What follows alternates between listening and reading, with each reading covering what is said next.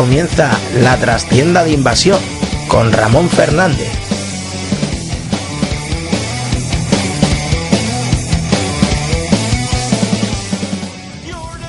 Bienvenidos a un nuevo episodio de La Trastienda de Invasión con Ramón Fernández. Hoy tenemos un programa especial dedicado a uno de los grandes contadores de historias del siglo XX. Él creó una mitología propia, creó una forma de hacer literatura fantástica que luego siguieron en múltiples sagas de libros, en videojuegos, en juegos de mesa. Como bien sabéis, vamos a hablar de Tolkien. Yo soy un neófito en la materia y para ello he traído aquí a diversos especialistas que saben mucho. También vamos a tener un par de rufianes que no saben nada, pero intentarán insultar o poner en su lugar a toda esa gente aficionada a Tolkien. Vamos a presentar a nuestros contertulios de hoy. Tenemos por un lado a Carlos Alberto, fan de Tolkien desde pequeño, ¿verdad? Muy buenas, ¿qué tal? ¿Tolkien para ti supuso una gran influencia desde joven? Sí, yo conocí a Tolkien un poco como todo este mundillo, pues gracias a mi primo, ya hemos hablado otras veces, ¿no?, con el tema de los juegos de rol y demás, y mi influencia de Tolkien viene desde los 9 años, que es cuando yo empecé a jugar a Warhammer y empecé a jugar a juegos de rol. Y bueno, ahí hice mi primer ademán de intentar leer El Señor de los Anillos con 9 años y fue un absurdo, un ridículo, no me gustó y después ya lo conseguí un poquito más bueno, tarde. Luego hablaremos más del Señor de los Anillos. Tenemos a un nuevo contertulio, Alberto Santos. Dicen que sabes algo de este mundo. ¿Qué tal, Alberto? Buenas noches. Hola, buenas tardes. Ya sabes que no te puedo hacer caso de lo que dicen por ahí. Bueno, también tenemos a un especialista en el mundo de Tolkien, como es Jonathan Ellinghir. ¿Qué tal, Jonathan? Muy buenas noches, un placer estar con vosotros. Bueno, supongo que tú, que eres miembro de la Sociedad Tolkieniana, que después nos explicarás lo que es. Para ti Tolkien ha sido importante en tu vida, imagino. Sí, la verdad es que como decía Carlos un poco, desde pequeñito ya viene la cosa apuntando bien. Tenemos a un old school que ya conocéis, a José. No sé si sabe algo de Tolkien o solo viene a quitar el micro a la gente. ¿Qué tal, José? Buenas noches. Hola, buenas. Y como rufianes, los invitados rufianes de hoy son Santi, voz susurrante. ¿Qué tal, Santi? Hola, buenas noches. Y luego tenemos a Rafa, conductor de Euro Truck Simulator, que creo que no sabe absolutamente nada del Señor de los Anillos, ¿verdad? Bueno, sé que es un mero trovador, no es en la Edad Media, o sea, un ridículo, vengo a hablar.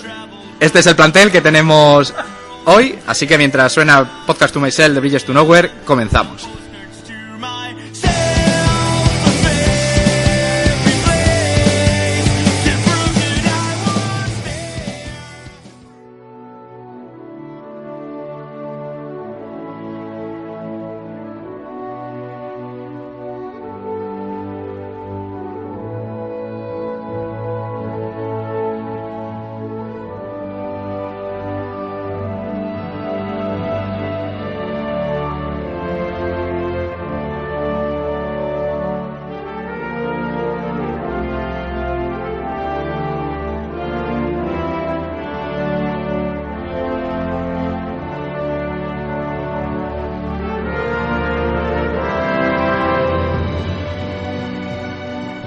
Para tratar este tema, la verdad es que no sabía muy bien dónde orientar las preguntas porque es tan vasto, hay tanto de qué hablar. Solo quiero situaros cronológicamente con unas pocas fechas. Tolkien nace en 1892 en Sudáfrica. Su madre se convierte en 1900 al catolicismo y eso será muy importante para El Señor de los Anillos y toda la obra que le escriba. Su madre morirá pronto, al igual que su padre, se queda huérfano. Conocerá a una chica que le saca 3 años, llamada Edith, que será muy importante para su obra. Escribirá primero una especie de bocetos que después se agruparán en cuentos inconclusos, en el Silmarillion. Lo primero publicado será El Hobbit en los años 30, muy influenciado como un cuento para contar a sus hijos, y la fecha de publicación del Señor de los Anillos será 1954. Después él morirá en 1973. Con estas fechas ya sabemos en qué ámbito temporal nos movemos y vamos a empezar preguntando a nuestro mayor experto, Jonathan Ellinghir, ¿cómo llegaste tú a Tolkien y a sus libros? Pues yo llegué a la edad de 13 años, no se me olvidará que fue el regalo que me hicieron para mi cumpleaños y me pasa un poco como Carlos ha indicado. Yo me lo leí y tuve que ser a la tercera vez cuando ya enganché un poco de qué va el rollo, de qué va el tema. Porque una cosa que yo quiero matizar en mi caso, yo venía de los típicos cuentos de Alicia en el País de las Maravillas, de los cuentos de los hermanos Grimm. Entonces, los típicos que todos nos conocemos. Y de repente se me llega un libro que hablan de un mago que no sé bien a lo que se refieren como mago, unas razas que no sé bien dónde ubicarlas, y eso me cuesta a mí, pues por lo menos, vamos, un par de años bien a gusto el volver otra vez a reengancharme para poder leer eso. Está bien que hables de esto porque una de las grandes preguntas iniciales, sobre todo para la gente que no tiene ni idea de cómo afrontar esto, que ha llegado a lo mejor a Tolkien por las películas, El Señor de los Anillos, ¿vosotros creéis, Carlos Alberto, por ejemplo, es un libro para niños o para adultos? Y luego, unido a esto, ¿crees que se debería empezar a Tolkien por El Señor de los Anillos o más bien por El Hobbit, que es un libro más ameno? Varias cosas. Yo creo que no es un libro para niños, pero tampoco hace falta empezarlo a adultos. Yo creo que es una muy buena lectura para un adolescente. Ya cuando empiezas a entrar en 13, 14, 15 años, como puede ser Drácula, Bram Stoker y demás, son lecturas que desde mi punto de vista son cojonudas. El tema de cómo empezarlo, pues yo lo empezaría sinceramente por El Hobbit. Porque además, como empieces por El Señor de los Anillos y después te vayas al Hobbit, vas a tener problemas porque la perspectiva tuya va a ser muy distinta. Pues vas a tener a los elfos, por ejemplo, haciendo cosas que no pensarías que un elfo hace. Los elfos que se dejan escapar una serie de enanos porque están borrachos y cosas por el estilo, ¿no? Entonces, el Hobbit es un libro, bueno, pues iniciático para empezar ese pequeño cuento, y después ya nos embarcamos en la aventura de Tolkien, que es El Señor de los Anillos y el resto de libros. O sea, podríamos decir que El Hobbit, si no me equivoco, lo escribió como un cuento para sus hijos, que fue publicado, y digamos que es una historia más juvenil, por así decirlo, que lo que sería luego El Señor de los Anillos, que son 3 libros, muchas más páginas. Sí, además hay una cosa que, bueno, y sobre todo tú has hablado de la aproximación de la gente a través de las películas, porque sí que es verdad que lo que hace que llegue de forma mainstream a todo el mundo, fuera del mundo anglosajón, donde sí que es verdad que Tolkien era muy, muy, muy famoso, son las películas. Y sobre todo si tu influencia del Hobbit son las películas del Hobbit y después te vas al libro, te vas a dar cuenta que se parecen como un huevo a una castaña. Entonces, claro, te puedes llevar una pequeña desilusión. Luego hablaremos de las películas. Alberto Santos, tú te has leído, digamos, todo lo que ha escrito Tolkien.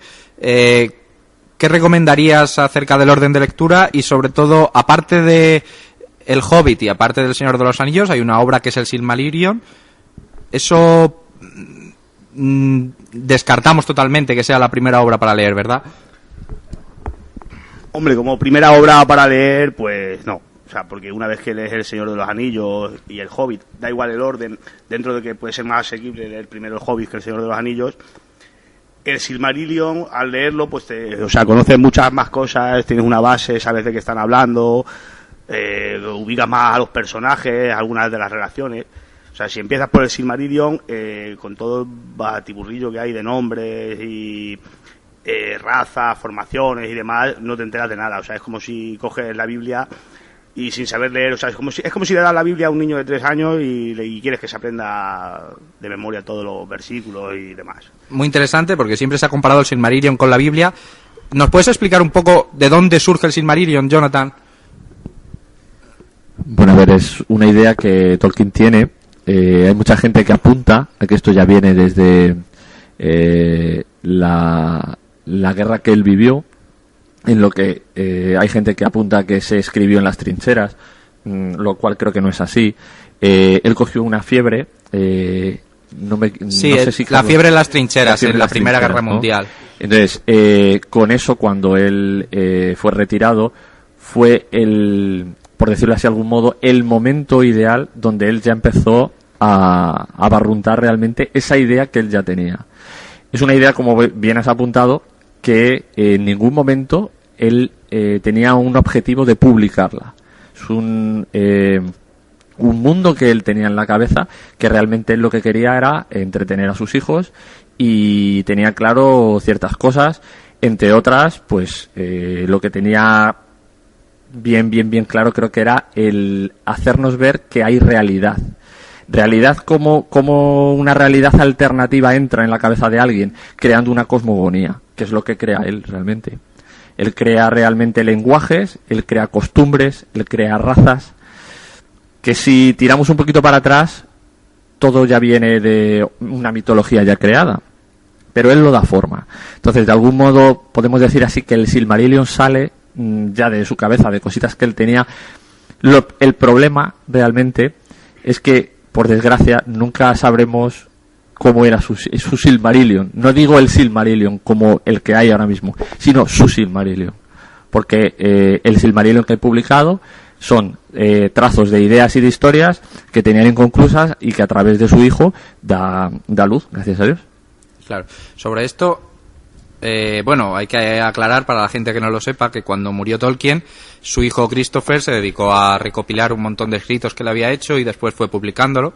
Publicó el Silmarillion, un montón de cuentos, pero claro, no era lo que Tolkien había finalizado, sino que fue lo que el hijo, como pudo, acabó y recopiló. Aunque el mismo hijo dijo que había varios Silmarillion, que en 1930, por ejemplo, sí que había un Silmarillion acabado. Lo que pasa es que con los años Tolkien siguió escribiendo tantas cosas, tantos escritos dedicados a esas razas, que al final no estaba concluido. Antes de seguir con el temita denso aquí con todos los especialistas, quiero que alguno de los dos rufianes que tenemos, el hombre susurrante o el hombre de los tractores, por favor que nos hagan algún aporte.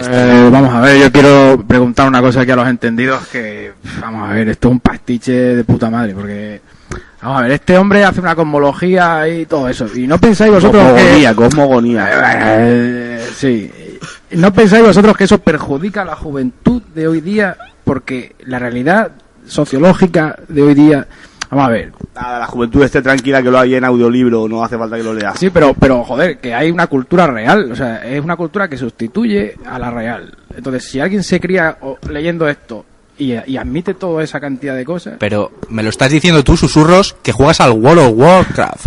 No sustituye la realidad, es simplemente que Tolkien quiso dar una forma algo más creíble a la historia que se había inventado sobre el Señor de los Anillos. Sí, pero vamos a ver, no es cierto que se sirve de un montón de leyendas y de mitologías externas, joder, de Finlandia, claro, vamos a ver.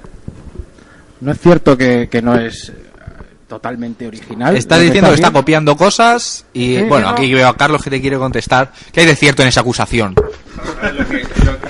Lo que Tolkien recoge, él era un filólogo y además especializado en la Edad Media.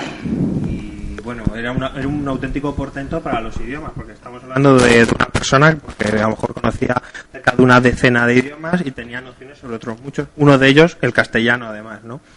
Entonces, lo que Tolkien hace es recoger un montón de folclore y él intentar crear una especie de épica británica, porque el Reino Unido no había tenido una épica propia como tal. Yo además, en estos años, sobre todo entre los 13 y los 16 años, me dio por leer muchísima, bueno, pues la Sansón de Golán, de esto, las leyendas artúricas, pero claro, es eminentemente francés. Entonces tienes todo lo que él desarrolla y la imagen y la estética que tiene el rey Arturo y demás es francesa. Son eso, bueno, pues es toda esa épica caballeresca francesa del siglo XIII, del siglo XIV, donde el europeo por antonomasia, igual que un par de siglos después sería el caballero castellano, seguramente, era francés. Y entonces, un país tan importante como Reino Unido no cuenta con esa épica propia, como sí que lo tienen los países de corte germánico, o lo tiene sin ir más lejos España, con la mejor épica de todas, porque tiene bastante más lógica que las otras, que es el Cantar de Mio Cid o Tirante el Blanco. Entonces yo creo que lo que Tolkien hace es eso, él recoge, maquina y genera un cuerpo idiomático, un cuerpo, lo estructura de tal forma que al final él crea una épica, una ficción, pero es de corte inglés. Un resumen para la gente de lo que ha dicho Carlos, pues todos los países, digamos, que tenían su leyenda, su mito, por así decirlo. En España sería, pues eso, el Cantar del Mio Cid, y él creía que los ingleses no lo tenían y que era una copia francesa. Quiero que el segundo rufián, el conductor de camiones, quiera hacer una aportación. Bueno, nada, básicamente lo que he dicho antes, este hombre, que en la Edad Media sería un básico trovador, estaría en una taberna cantando canciones, historietas sobre el rey de turno, habría acabado muerto, o un copista antes de... porque básicamente eso se basaba en copiar, o sea, aunque aquí lo defendáis de una manera u otra, me parece, como hubiera dicho mi compañero Rufián, él lo ha suavizado un poco, pero es un creador de subnormales, o sea, aunque yo soy un poco duro, y bueno, mi compañero Carlos me va a decir todas las palabras que quiera, no le voy a escuchar. Así que nada, lo dice el conductor de camiones que está copiado del Flight Simulator. No tiene sentido. Bueno, no, además que no, ninguno. Yo solo quiero decir que, bueno, me ha gustado mucho la charla de Carlos. A partir de la tercera palabra me he perdido, pero me ha parecido que tiene razón. Y solo quiero decir que, bueno, que hoy ha habido un torneo del Señor de los Anillos aquí en Talavera. Y, bueno, que gana el Deportivo. No quiero decir nada. Pero el Deportivo de La Coruña gana el torneo del Señor de los Anillos. No, explícalo. El tío más deportivo, o sea, tío deportivo. Todo. Soy buena gente. Supongo que era un torneo en el cual no había que compartir nada, porque entonces no ganarías el Deportivo. El micro y todo lo he compartido. Claro, si entra el ajedrez como deporte, el Señor de los Anillos también. ¿Tú has leído El Señor de los Anillos, José? Sí, yo he leído El Señor de los Anillos. Lo que pasa que, bueno, aquí los expertos lo han leído... La tapa, han leído. No. Aquí los expertos han leído, digamos que lo leyeron más jóvenes que yo. Yo lo leí en una etapa en la que me dio por leer muchísimo. Fue una etapa devoradora. A lo mejor me leía casi lo que caía en mis manos, un Drácula de Bram Stoker, como El Señor de los Anillos, una Dragonlance, o sea, hubo una época en la que leía tantos libros y fue pues justamente a lo mejor un mes antes o por ahí de salir la primera película, La Comunidad del Anillo, y empecé, además, me recomendaron, empecé por El Hobbit y me leí luego el otro. Es verdad que en un mes o así me leí los 4 libros. ¿Y qué opinión tienes de los libros? Bueno, pues hoy estamos hablando de Tolkien, pero a mí me parecen muy buenos libros, pero es que yo creo que son mundos de fantasía. Aquí vienen los rufianes hoy a boicotear esto, pero... A insultar sin argumento, a insulto fácil. En este caso estamos hablando de Tolkien, tiene El Señor de los Anillos, pero también estaba... que si... Don Quijote.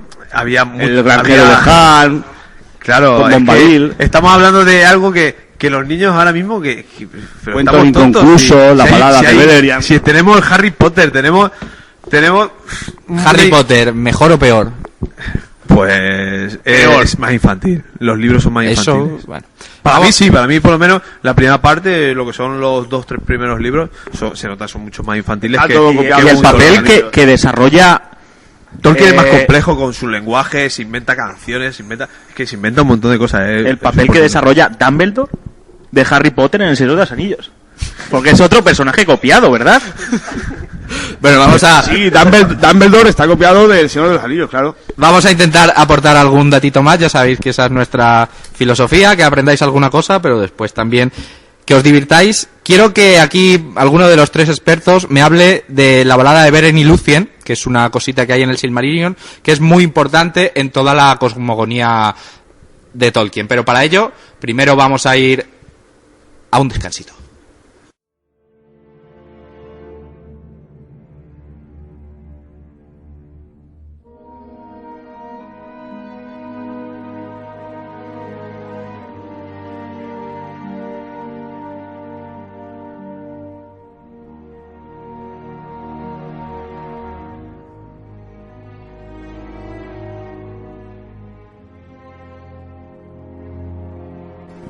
Seguimos en la trastienda de invasión. Carlos Alberto, tengo entendido en mi ignorancia que la balada de Beren y Lúthien es muy importante para Tolkien. ¿Eso es así? Sí, además, yo creo que es de las cosas más enternecedoras del propio personaje, es el amor, ese, no sé, una especie de amor platónico, casi como si fuera una especie de Lord Byron en una ruina romana o griega llorando, ¿no? Es una cosa... Vale. Antes de empezar con el tema en sí, para enmarcarlos para la gente que no lo sepa, esto es un cuentecito que está enmarcado en el Silmarillion, ¿no? Si lo quieren leer. ¿Y de qué trata? ¿De qué habla?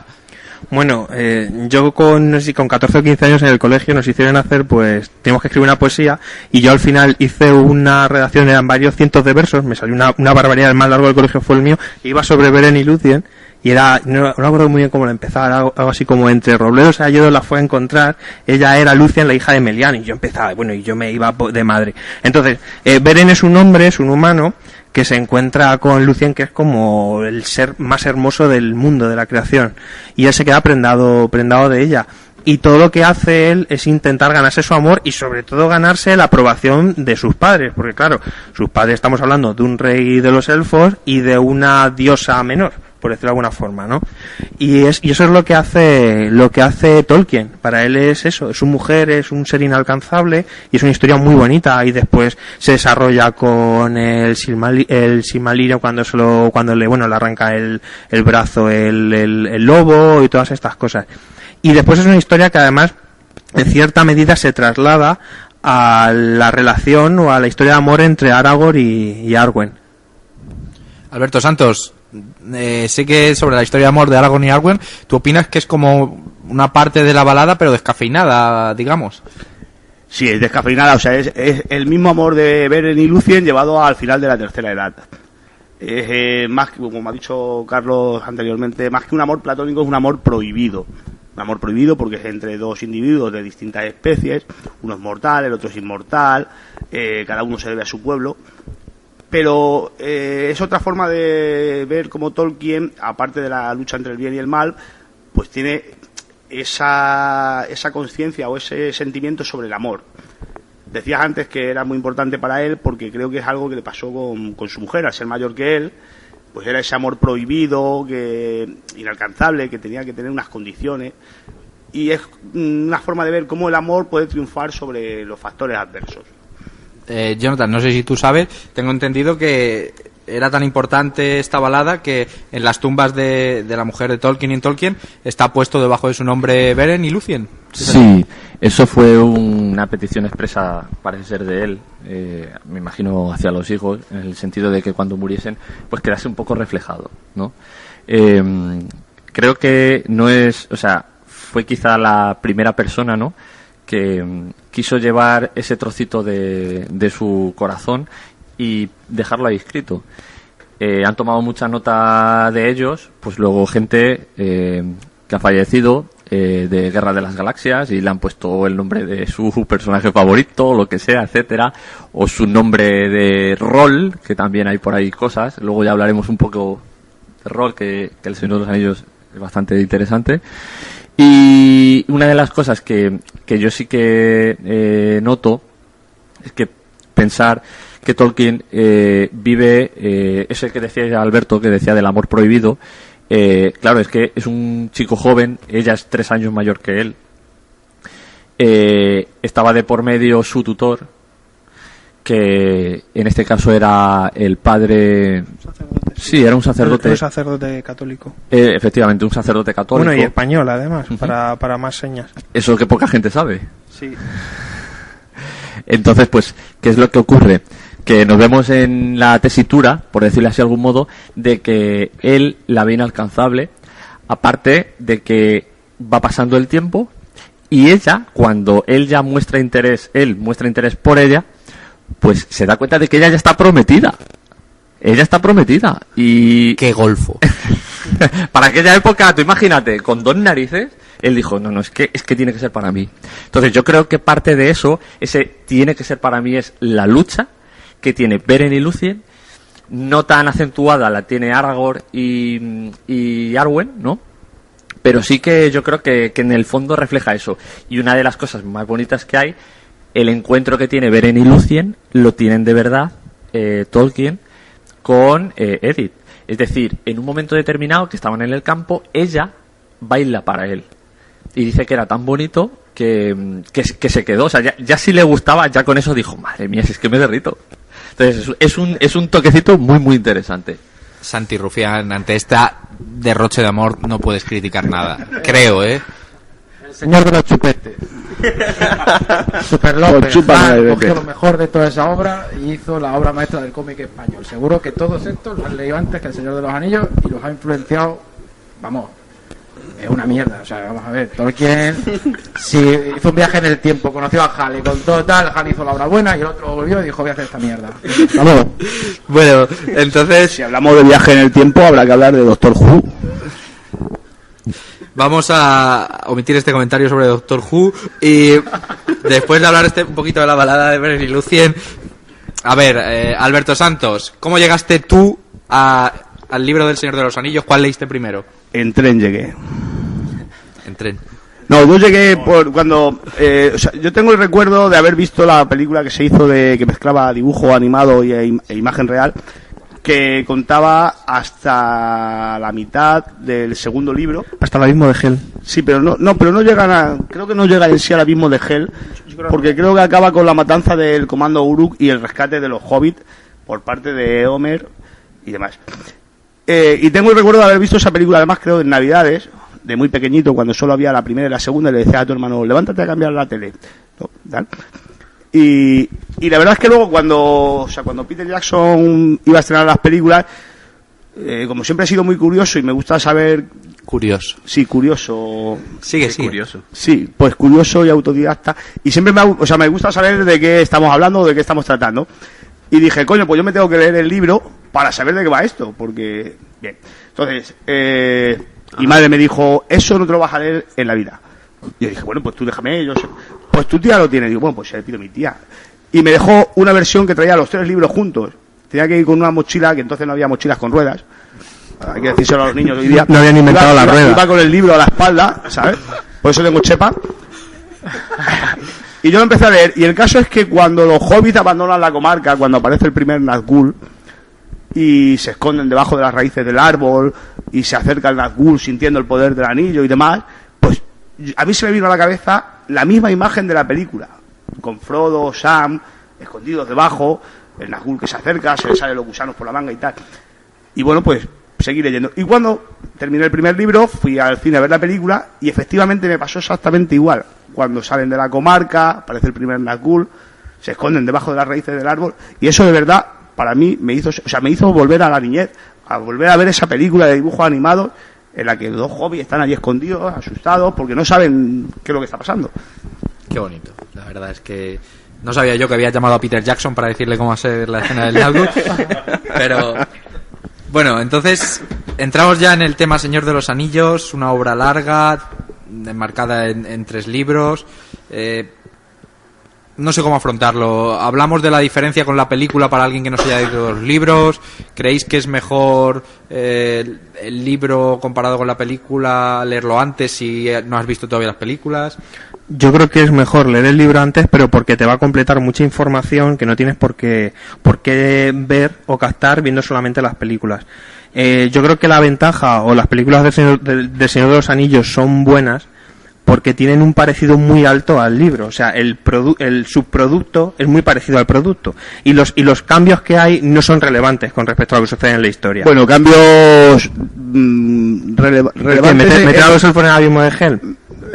Meter a los elfos en el abismo de Hel, hacer que Theoden, rey de Rohan, parezca una rata cobarde cuando... Pero son cambios irrelevantes. Bueno, pero irrelevantes, pero el que se ha leído los libros y tiene ese sentimiento de un tío que está acorralado con 4 muñecos, vamos, con 4 monos allí, y dice, que mañana salgo yo y a esto me lo llevo por delante. Y le ves en las películas diciendo, ay, es que me da mucho miedo. Bueno, son unos cambios de carácter en los personajes que de verdad lo aprecia. O sea, ¿qué metan los elfos? Bueno, pues me imagino que es algo comercial, es decir, bueno, pues se presentan allí los elfos, que no sé qué pintan allí, pero bueno. Pues la explicación de los elfos te la voy a dar yo. Cuando tú lees, por eso es importante leer primero los libros. ¿Por qué te metan los elfos en el abismo de Hel? Porque Peter Jackson en algún momento te tiene que demostrar que los elfos son seres que están por encima de todos los demás. En El Señor de los Anillos los elfos son seres de luz, que yo creo que esto lo hace muy bien en la Comunidad del Anillo cuando se le presenta a Arwen. Sabes que en el abismo no sobrevivió ninguno, ¿no? Sí. Bueno, estaba Legolas, ¿no? Ese. Entonces, tú tienes ese ser de luz que es Arwen. Y eso te lo está enseñando. Pero tú tienes que ver, por ejemplo, hay detalles. Legolas sube al caballo con el caballo galopando, porque es un elfo. Legolas no se hunde en la nieve como los demás están hundiendo en la nieve. Y estos son elementos... Y con 10 minutos que duerma, descansa como un enano una semana, pero... Claro, pues entonces tú tienes que leer los libros para ver que los elfos están por encima de todos los demás.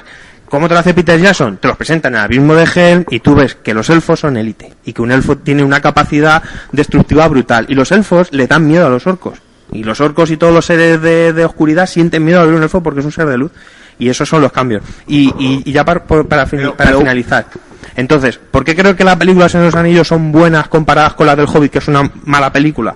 Porque el subproducto se parece bastante al producto que es el libro. Por eso las últimas temporadas de Juego de Tronos son tan malas, porque no hay un producto al que basarse, y el subproducto sale regular.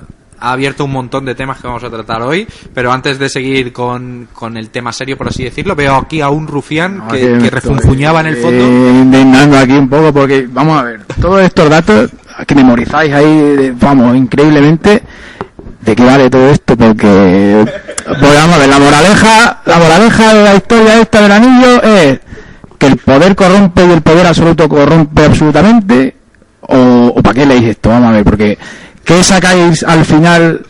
Porque de todas las obras buenas de literatura se saca algo, tío. Y esto es que saberse todas las comarcas, todas las montañitas, el dragoncito que viene y eso, ¿cómo? Explícamelo, por favor. Yo creo que está dedicado... Bueno, a ver, primero un rufián que conteste. Rufián contestando Rufián. Buenísimo. No le voy a contestar a él. Hoy, Ramón, estoy muy impresionado porque no pensaba que podía dormirme en la radio. Y bueno, he llegado aquí, me han dicho que yo ni sabía de qué iba esto. El programa iba sobre un tal Tolkien y digo, bueno, un programa sobre un copista. Y nada, y de repente me siento aquí y digo, bueno, el próximo será sobre Paco Sanz, por ejemplo, sobre su inventario. O Ana Rosa Quintana. O Ana Rosa. Y nada, me senté aquí a escuchar cosas que, bueno, estaría bien, estaría bien, pero si este programa fuera pues un derivado de la trascina de Invasión Kids, ¿sabes? Una versión para niños, porque no estamos hablando de cuentos de un copista. Así eso tendrías que hablar de cuentos inconclusos, que como su nombre indica, son cuentos inconclusos. Son tebeos, coño. Jonathan, Mortadelo, Filemón. Recoge el guante que lanza el rufián. ¿Tú crees que... ¿Cuál es el mensaje que quiere transmitir Tolkien con su obra? Sobre todo con El Señor de los Anillos. Bueno, a ver, él toca un tema que siempre ha salido en la literatura, que al fin y al cabo es algo maniqueísmo, ¿no? Maniqueísmo puro y duro, que es el bien y el mal, la lucha que tienen. Y punto, ya está, no es más.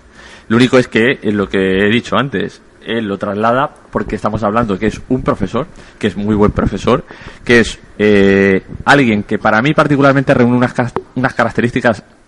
Desde muy pequeñito, ya con 7 años él ya sabía latín. Y no es lo típico de, joder, este niño sabe latín. No. O sea, es que él ya literalmente sabía latín, igual que otros idiomas, como ha dicho Carlos. Entonces, eso le hace un conocedor de tener ciertos idiomas, que lo que intenta es que al fin y al cabo, y vuelvo otra vez a repetir, para sus hijos, o sea, todo esto va destinado a sus hijos, no va destinado al mundo entero, porque él ni sabía en lo que iba a derivar. Lo que hace el que muchos de aquí sabemos, que en un folio en blanco coja un papel y escriba: en un agujero hobbit vivía, ¿sabes? En un agujero en el suelo vivía un hobbit. Eso es correcto, muy Qué bien. bonito. Entonces, ahí está el tema, simplemente de coger y tener ese apunte. Él lo que hace, que aquí los rufianes pues ya hacen bien aquí su labor, él lo que hace simplemente es lo que hace mucha gente que ahora va copiando. Yo Tolkien no lo considero una literatura fantástica, lo considero literatura porque es una alegoría. Y la alegoría es distinta a la fantasía, cosa que me jode un poco cuando voy al Corte Inglés y veo George Martin aquí, yo qué sé, los cuentos de Fenrir y el elfo y X, tal, y al lado pone Tolkien. Tolkien no debería estar ahí, ¿vale? Pero no necesitan saberlo. Tolkien debería estar en otra categoría. ¿Eso qué es lo que hace? Y yo os digo sinceramente que lo que hace Tolkien es que recrea mucho todo el formato. Él escribía como cuando una ola entra a la orilla y vuelve. Entonces, eso que le hacía ser un escritor lento.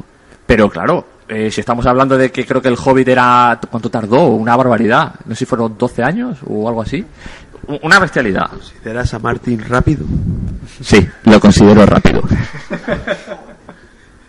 Lo que no lo considera es delgado. Pero sí.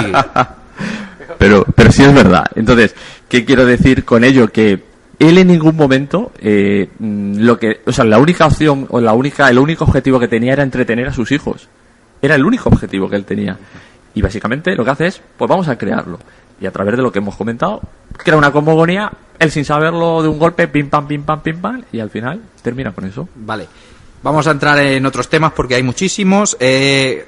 Tolkien escribe en los 30 El Hobbit. En Inglaterra tiene un gran éxito. El editor le pide una continuación o algo así. Él presenta una versión diferente a la que conocemos hoy en día, el Silmarillion. Se la tiran para atrás porque no hay quien publique eso, dice el editor, y entonces empieza a escribir el Señor de los Anillos. Empieza la Segunda Guerra Mundial y eso se alarga hasta que en el 54 se acaba publicando la obra. La obra tiene muchísimo éxito en Inglaterra y al cabo de los años, no pasan muchos años, y se exporta a Estados Unidos. Allí toda la corriente hippie se apropia de la obra y digamos que la toma como la representación de esa cultura hippie, como que ellos ven en los malos, en lo que sería el mal en Tolkien, ven el poder contra lo que ellos están luchando. Y bueno, no sé si sabéis, bueno, había chapas de Gandalf for President y demás. Al mismo tiempo, pasados los años, también la ultraderecha inglesa y de todo el mundo se ha apropiado de la obra de Tolkien, diciendo que bueno, que los buenos eran la raza blanca y todos los malos eran la raza negra. Me parece muy interesante esa apropiación por parte de ideologías completamente contrarias de la obra de Tolkien. Entonces, Carlos Alberto, por ejemplo, Tolkien es hippie, Tolkien es ultraderecha, ¿qué es Tolkien? Bueno, Tolkien es un mix de muchas cosas. Tolkien no sé si sería un hippie, de mi punto de vista no, pero sí que yo creo que es un ecologista practicante. Tolkien también es verdad, los minarquistas se lo llevan un poco a su terreno por esa lucha contra el poder o el tema del poder absoluto, toda esta serie de cosas. A mí me gusta mucho pensar que Tolkien era, y seguramente era esto, era simplemente un señor católico, era un señor conservador que tenía una visión sobre la guerra muy negativa, porque había visto morir a decenas de miles de sus amigos en Somme en un solo día, y él sabía lo que era la Primera Guerra Mundial y la guerra de trincheras, y era un señor pacifista y todas estas cosas. Pero yo creo que Tolkien es un mix de muchas cosas. Y hay una cuestión que además a mí me parece, y lo hemos hablado alguna vez, que Tolkien triunfase en Reino Unido me parece una anomalía total, porque él no deja de ser un escritor católico, un señor católico, en un país en el que se trata mal a los católicos, en el que se los ha tratado mal hasta hace 2 días, porque si no Tony Blair, él se había convertido al catolicismo y tuvo que dejar de ser primer ministro para poder decir, oiga, que yo soy católico, porque si no lo linchan. ¿Ves ¿Vale? en la obra de Tolkien una importancia al catolicismo o está desvinculada de...? No, es brutal. Además, él la labor apostólica la hace sin ir más lejos en su departamento, porque Lewis era, yo creo que un ateo practicante y furibundo. Lewis, para los desconocidos, es el autor de las Crónicas de Narnia, amigo íntimo de Tolkien. Sí. Bueno, y después leí las Crónicas de Narnia, y las Crónicas de Narnia tienen un mensaje incluso más evidente que el del propio Señor de los Anillos. Eso es para niños. Yo empecé uno y no seguí. No, pero el tema curioso es que la diferencia entre Narnia y El Señor de los Anillos es que El Señor de los Anillos tiene 40 friki detrás de él, porque Narnia, si os dais cuenta, sí, pues está bien bueno, para un chaval, pero se ha quedado como lo que es, una novela infantil. Nadie se mete en armarios, nadie juega a meterse en armarios. Hay gente que se mete en armarios, pero no me voy a meter con ellos. Lo que hay es gente que sale de los armarios. Sí, bueno, pero por eso, entonces... Pero no tiene nada que ver con Narnia. Bueno, entonces lo que tiene el señor... Yo que sé, para salir tienes que haber entrado. Dejemos en el tema, que es muy delicado. Pero lo que tiene el señor copista, mi compañero Rufián estará de acuerdo, es que el señor copista ha conseguido una comuna de señores frikis, inventa un idioma, crea de los cielos. ¿Cuánto vale Jerusalén? Nada, dice todo. Porque están los moros sobre los cristianos sobre los moros sobre los cristianos sobre los... ¿Quién estaba primero? ¿Qué fue antes, el huevo o la gallina? ¿Copista de qué? Copista todos los que han copiado después a Tolkien y se han aprovechado de ese mundo fantástico que él ha creado, y ahora ya hay elfos por todos sitios, hasta en Harry Potter hay elfos, pero son así chiquininos, feos, y no tiene... ¿Pero qué cojones es eso? Eso no es un elfo, eso es una rata. Alberto ya Rufián, ya de los nuestros, Sí que hay una cosa que además me gusta con el tema cuando se habla entre la épica europea, que yo creo que bebe mucho de Tolkien, y es una épica de blancos y negros, donde el bueno y el malo están muy diferenciados, y es incluso como más casta o más, no sé llamarlo noble, y después está la épica americana, donde hay una gran cantidad de grises, y donde eso, la castidad y todo eso no funciona, y yo creo que el mayor exponente que tenemos ahora mismo es el señor Martin con Juego de Tronos. Rufián Susurros, ¿quieres decir algo? Es que, vamos a ver, aquí se sigue pensando que es original, lo que os habéis leído es original, y resulta que ha mamado de todo el mundo, ha mamado de la literatura griega, ha mamado de los finlandeses, de los poemas, del Beowulf que es un poema del siglo VIII. Pero eso es porque los griegos estaban antes que Tolkien. Pero entonces, ¿qué pasa? ¿Que Homero es el único escritor de verdad? Pero ha hecho un remix, tío. Hombre, claro que sí. Joder. Que si nos ponemos así... Es que los griegos son los que mandan. Y desde Altamira no se ha hecho un cuadro que tenga... Claro, te lo digo yo. Señor de los susurros, te voy a decir una cosa. Pero tú estás copiando a aquellos hombres de las cavernas, como dice aquí mi amigo Carlos, que pintaban bisontes y mamuts, y ahora tú te aprovechas y dices, no, yo soy dibujante. No, dibujante era aquel tío que pintaba con los excrementos y de los carbones. Tú no eres dibujante, tú eres copista. Vaya, me están dando golpes bajo a mi profesión, por favor. Ayuda. A ver, sigamos con el hilo argumental. Han salido los elfos. Tenemos aquí a uno de los mejores especialistas de elfos de toda la tierra española. Posiblemente el tío con más elfos de Games Workshop de toda la... El de la montaña de elfos. Toda la Europa continental, por así decirlo. Explicación. Y parte del extranjero. Vamos a poner perdón, es que tengo que hablar. José, acabo de recibir un WhatsApp que ¿sí? tengo un... Estamos en directo, tengo un pequeño... Un bombazo informativo. Un bombazo informativo que me ha pasado. José. Tengo... Suelta la noticia. Que no se te hinche la vena. Reportero a pie de campo y me informa que, bueno, pues que Tolkien es la base de la fantasía actual, es la fuente de la que bebe e influencia toda fantasía actual. También es un y Tolkien inventó un mundo entero, idiomas, fantasía y un gran etcétera. Bueno, pues ese mensaje que he recibido desde WhatsApp, pues ya sabéis que tenemos aquí un WhatsApp para recibir, luego os daremos el número y todos los que queráis aportar algo en directo, pues podría hacerlo. Os recordamos que tenemos un Twitter, @Radio Trastienda, donde hacemos sorteos que nunca os tocarán, pero que son muy divertidos.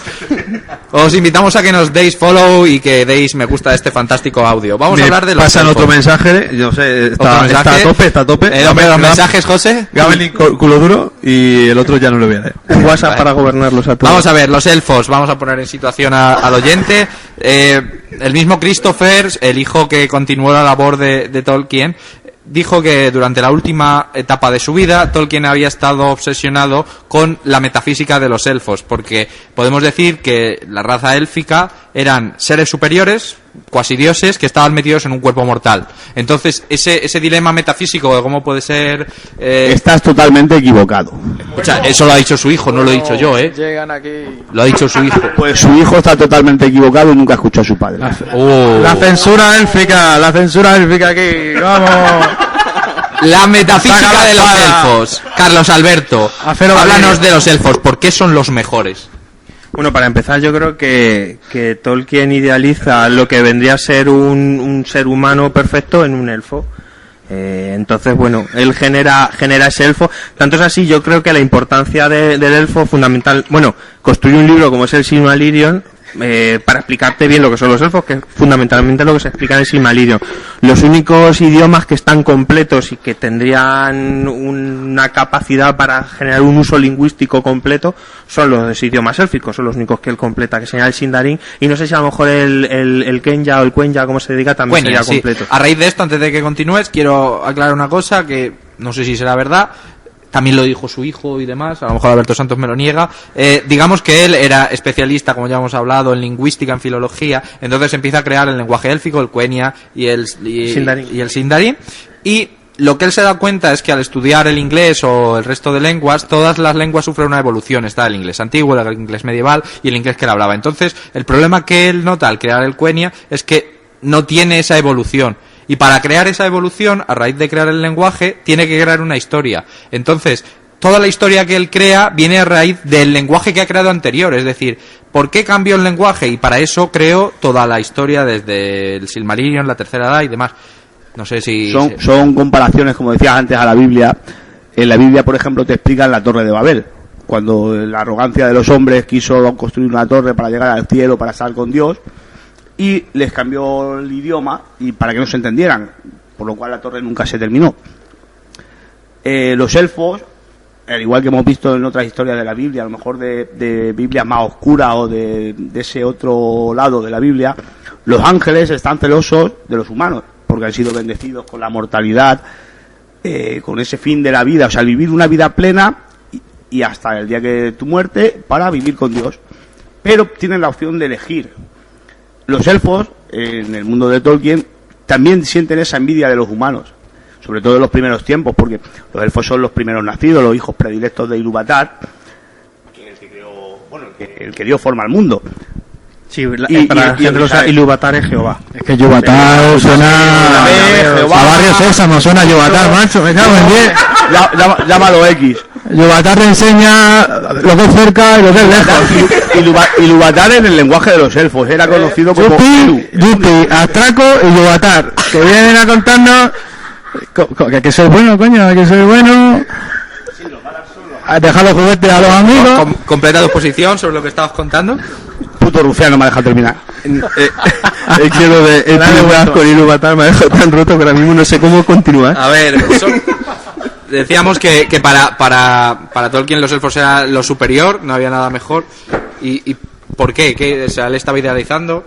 Sí, además los elfos sufren de varias cosas, porque los elfos pueden morir o por una muerte violenta o algo muy raro que es de pena.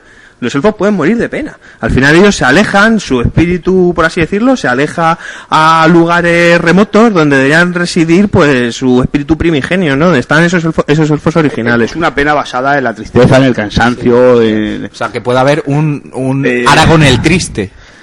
Bueno, Aragorn no, porque es un humano, es un Dunedain. De hecho, Arwen, que como decíais antes, que es la que comparte, o decide vivir el resto de su vida con Aragorn, muere de cansancio, de hastío, de aburrimiento, como cuando te lee la novela. Ella tiene la opción. Bueno, de aburrimiento como cuando lee la novela. Ella tiene me voy a apartar al bosque como medio elfo a morir de sueño.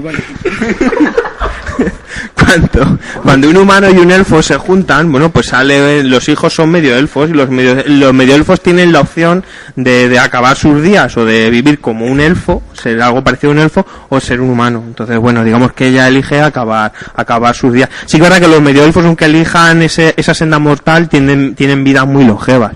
400, 500 años, cosas así, ¿no? Pero tienen una vida finita. Jonathan Ellinghir, te he visto asintiendo y negando con la cabeza durante todo este tiempo que hablamos de los elfos.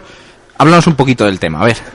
No, bueno, habéis dicho de todo, hasta los rufianes también, que son aburridos. Los elfos también pueden llegar a ser aburridos y divertidos. Pensamos una cosa, los elfos tienen una parte oscura que viene muy bien derivado en el Silmarillion. Hay varias razas de elfos y una de ellas son los Noldor, ¿vale? Esa raza, por unos hechos, no vamos a citar aquí para no aburrir aquí al personal que nos está escuchando, que invito por favor a que lo lean, hacen una serie de hechos que de algún modo el favor de los dioses se les es negado. ¿Con qué? Pues con que esa inmortalidad que estábamos hablando, etcétera y tal, se quedará en un plano que es en la Tierra Media, pero hay otro plano que son las tierras imperecederas, que son las tierras donde realmente se indica que es donde están los Maiar, los Valar, ¿no? Sí, los dioses. Los dioses, junto con otros elfos que a mí siempre me han llamado la atención, que son los elfos que nunca han roto un plato, que son los Vanyar.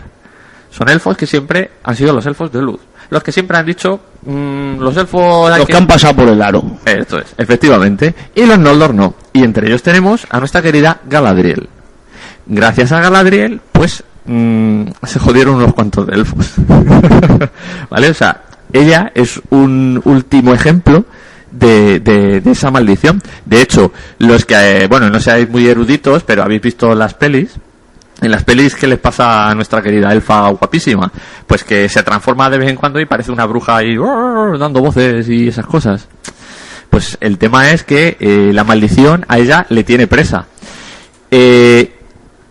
Ella, en su momento, está prohibido, o sea, ella, el viajar a las tierras imperecederas le es prohibido por las acciones que tiene, igual que otros elfos.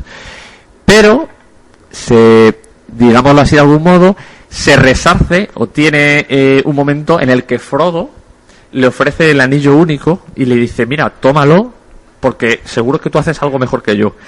Y ella es tentada en ese momento para poder hacer, porque los elfos en general tienen como decía Carlos, o sea, es una perfección tal la que tienen en el espíritu y en la mente, que por eso pues todo eran bueno, en las joyas, en la artesanía, en la guerra, o sea, todo lo hacían bien. Entonces, en ese momento, ahí a Galadriel se le presenta una tentación muy buena y ahí es cuando cambia el clic y ya directamente a Galadriel se le permite en un momento determinado ya el poder partir si ella quiere. Bueno, entre los dones que tienen los elfos, porque Johnny ha mencionado un montón y antes hemos hablado que a lo mejor la presentación de los elfos en el abismo de Helm tiene que ver con que te los muestran, ¿no? Es que los elfos todos tienen cierta capacidad de precognición o de ver el futuro. Que eso es algo muy curioso de los elfos, y es que tienen esas intuiciones de por dónde van a ir las cosas. Vamos a hacer una pequeña pausa y continuamos con más temitas.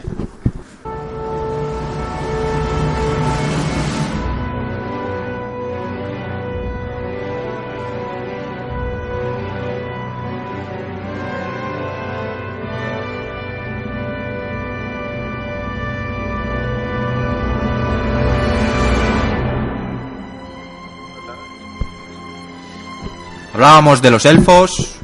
Rufián, ¿quieres aportar algo a este tema? Bueno, lo primero, Ramón, nos tenemos que reunir luego porque he estado en funerales con más diversión y una conversación mejor que en este podcast. Continúo. En fin, el tema es, antes he escuchado, no sé si estaba soñando porque me he dormido o si era de verdad, de que el señor le voy a llamar con vuestro permiso, chicos del anillo, Tolkien, de que decía que los elfos que eran el prototipo perfecto o algo así. Bueno, quiero preguntaros algo.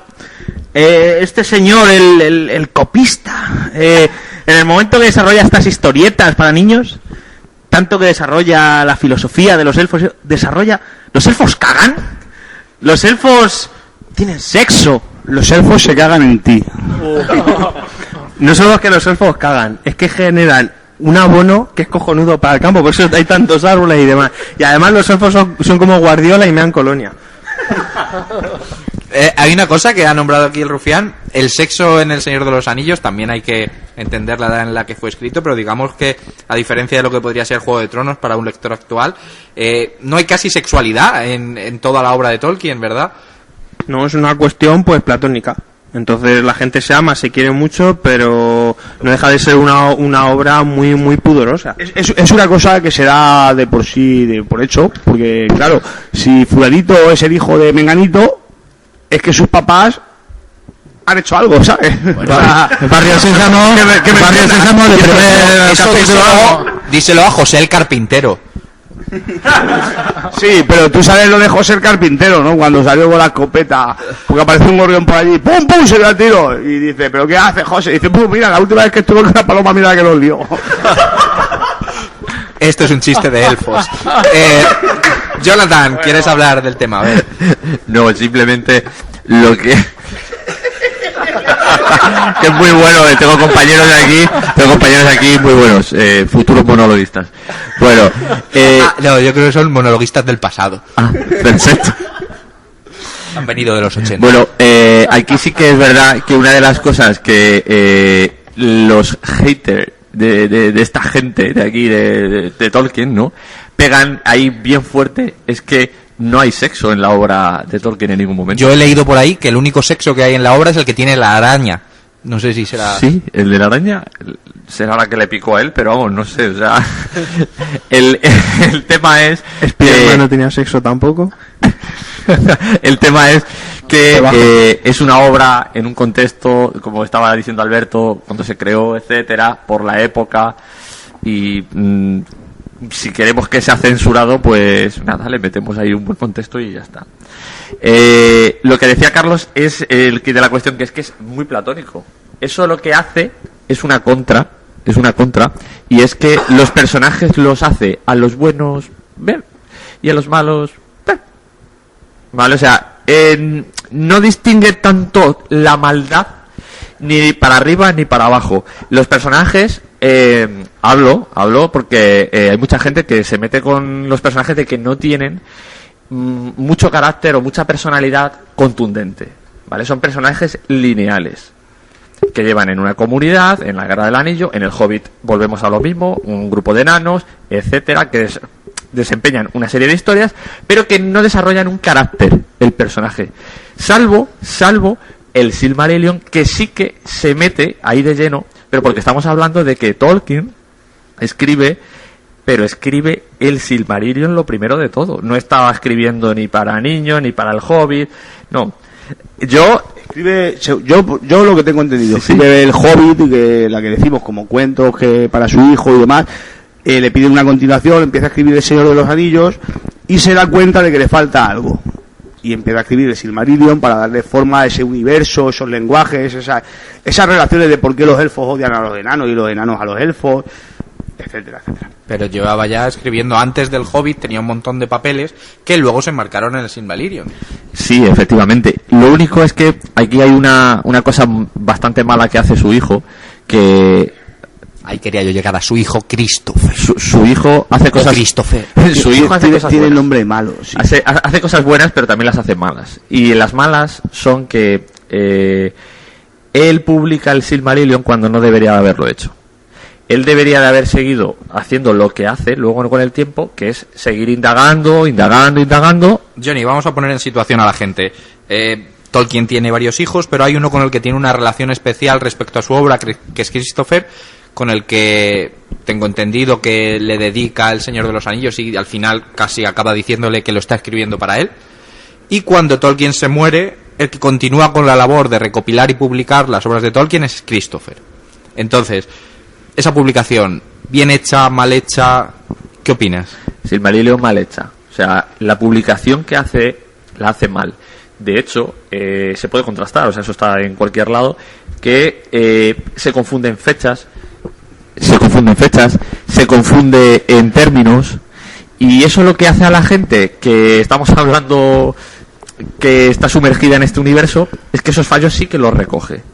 Pero ¿por qué me hablan de este personaje cuando se estaba refiriendo a qué? ¿A otro? ¿Cómo es posible que en una fecha, si en esa fecha no estaba aquí, debería estar en otro sitio? Son cosas por ahí. Pero Christopher tiene, perdona que te corte, en el Silmarillion, que lo empecé a releer hace poco, sí hace una aclaración al principio del libro, lo hace Christopher, diciendo que hay, o sea, en el tiempo de los verbos, en los tiempos, o sea, en los tiempos físicos, digamos, de estar o no estar, de los personajes y demás, puede haber incongruencias porque es una recopilación de todos los textos de su padre y demás.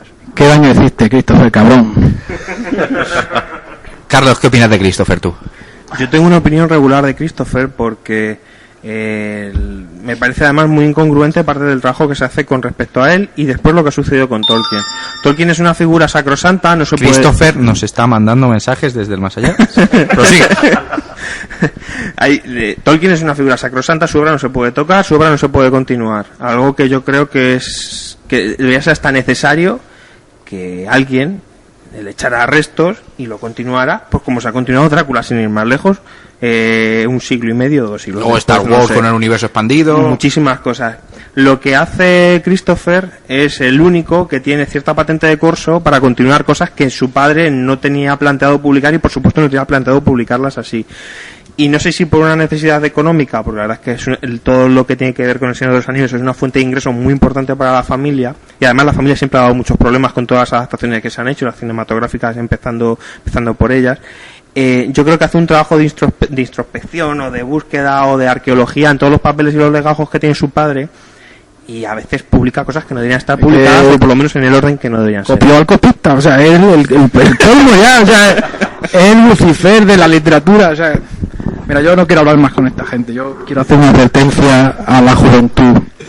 Leer el Don Quijote de la Mancha y daros cuenta del mal que hace la literatura fantástica, te puedes volver gilipollas como Don Quijote. Pero si copias de los libros de... ¿De quién copia Cervantes? De los libros de caballería. Claro, porque los está poniendo en su lugar. De ellos. Porque es una sátira hacia los libros de caballeros, que todos veían gigantes y dragones. Y pega todo. Pero Don Quijote nos pone en la realidad de la... Sancho Quijote. Bueno, Quijote, la diferencia que vuelvo a decir ante este grupo de señores de los anillos que tenemos aquí. A ver, el Quijote se lee en primaria porque te lo dan, porque saben que es un libro infantil. Coge el camión y vete ya, hombre. Entonces, yo lo que quiero llegar es una aclaración. El señor Christopher, ¿el anillo para cuándo? ¿A qué se dedicó en su vida? Jonathan. Básicamente fue un gusano que cogió las copias de su padre y decidió, no es bastante copiar que voy a decidir distribuirlo para ganar dinero. Era una familia de pulgas.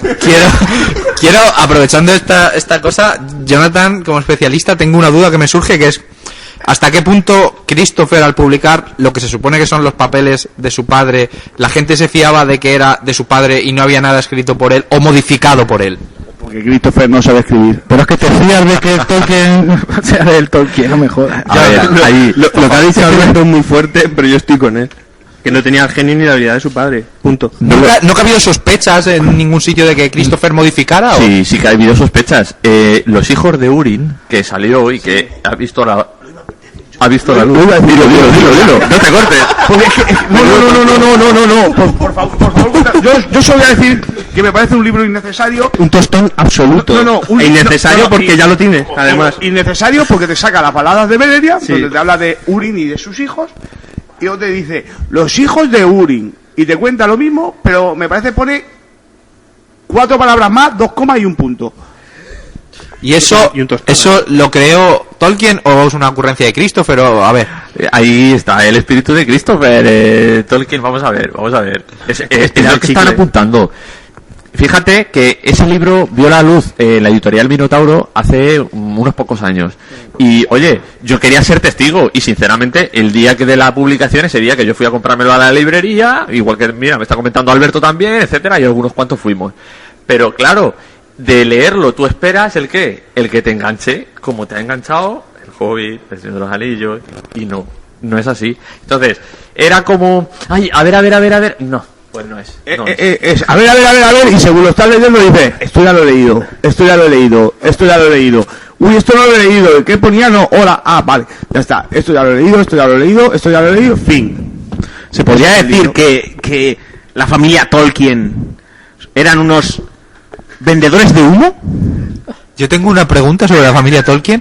¿Christopher no tendrá un hijo que publique luego en plan lo que mi padre no publicó de lo que no publicó su padre?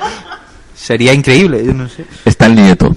Y el nieto es ahora el que lleva el tema. ¿Y él sigue publicando? ¿O? No, para nada. Lo único es... Yo tengo un libro que me regaló mi primo, que no me acuerdo cómo se llama. ¿Biblia?